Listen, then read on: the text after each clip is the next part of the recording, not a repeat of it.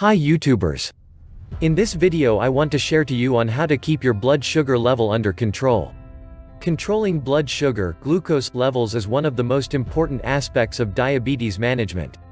It will make you feel better in the short term and it will help you to stay fit and healthy in the long term.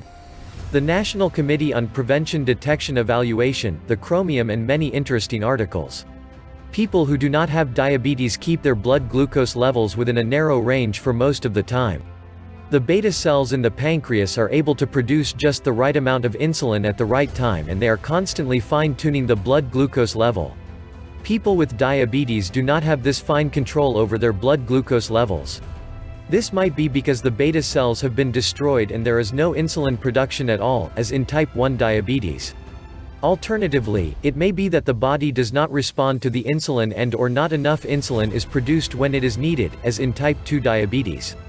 The approach to managing type 1 and type 2 diabetes is slightly different, but whichever type of diabetes you have, you will still need to step in and take over that fine-tuning of your blood glucose level.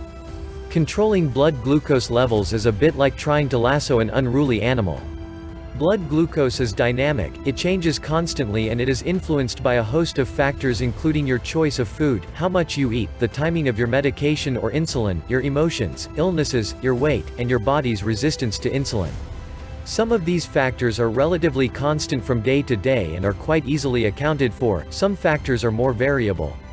No 2 days are ever exactly the same, or entirely predictable, and this makes it difficult. So, blood glucose is not easily lassoed. In practical terms, you will need to learn about those things that raise your blood glucose level and those things that lower your blood glucose level. Then you will need to balance these factors on a day-to-day and possibly even hour-by-hour basis. This means coordinating medication, food and activity levels, whilst making appropriate allowances for stress, illness or changes in your daily activities. You will be aiming to avoid the extreme highs and lows, trying to manipulate your blood glucose toward the normal range. You will be doing regular finger prick blood glucose tests and using these results to help balance those things that make your blood glucose rise with those that make it fall. When you have evened out your blood glucose level, you will still need to keep an eye on it and continue to make adjustments. Controlling blood glucose is a continuous process and it will require your attention from now on, for the rest of your life.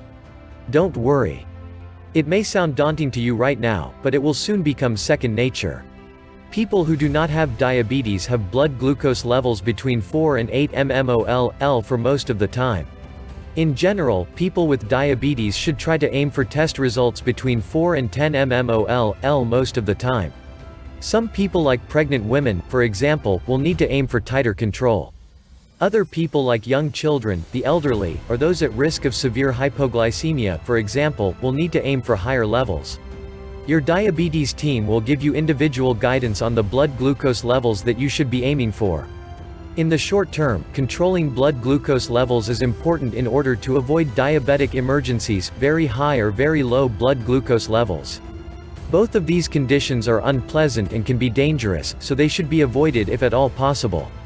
High blood glucose levels in type 1 diabetes, if caused by a lack of insulin, can lead to a condition known as diabetic ketoacidosis or DKA, which can be fatal if it is not treated in time. Please subscribe, turn on notifications, and like the video.